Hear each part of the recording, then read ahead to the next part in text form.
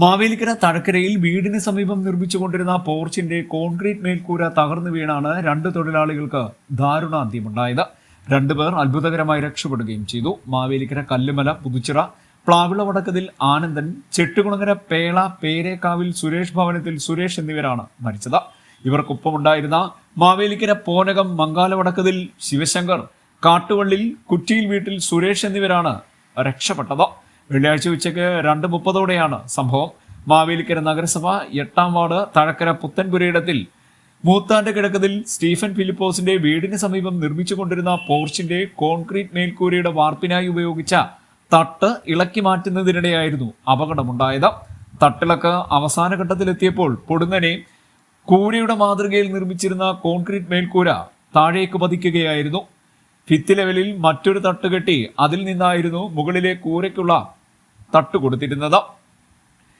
ഇതിനാൽ കോൺക്രീറ്റിനും ഭിത്തി ലെവലിൽ ഉണ്ടായിരുന്ന തട്ടിനുമിടയിൽ ഞെരുങ്ങിയാണ് തൊഴിലാളികൾ മരിച്ചത്.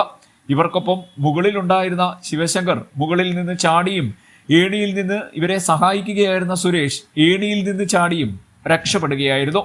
ശിവശങ്കറിന്റെ മുഖത്തും കാലിനും പരിക്കേറ്റു. സുരേഷ് പരിക്കേൽക്കാതെയുമാണ് രക്ഷപ്പെട്ടത്. മരണമടഞ്ഞ രണ്ടുപേരെയും ഏറെ നേരത്തെ പരിശ്രമത്തിനൊടുവിലാണ് അഗ്നിരക്ഷാസേന പുറത്തെടുത്തത്. സുരേഷിനെ പോർച്ചിന്റെ ഭിത്തി ഉയരത്തിലുള്ള സ്ലാബ് നീക്കിയും ആനന്ദിനെ കോൺക്രീറ്റ് കട്ടർ ഉപയോഗിച്ച് കോൺക്രീറ്റ് മുറിച്ചു മാറ്റിയുമാണ് പുറത്തെടുത്തത്.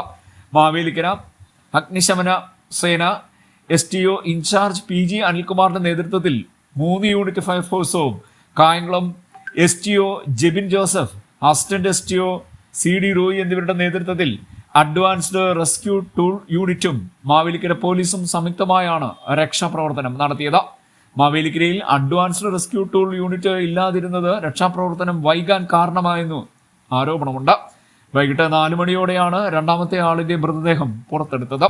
കോൺക്രീറ്റ് ചെയ്ത് 20 ദിവസത്തിന് ശേഷമാണ് തട്ട് ഇളക്കിയതെന്നും ബെൽറ്റിന് പുറത്ത് കെട്ടിയിരുന്ന സിമന്റ് കട്ടകൾ തട്ടിളക്കുന്നതിനിടെ ഇളകി മാറിപ്പോയതാണ് അപകടത്തിന് കാരണമായതെന്നും കരാറുകാരൻ പറയുന്നുണ്ട്. CD net news, Mavelikkara.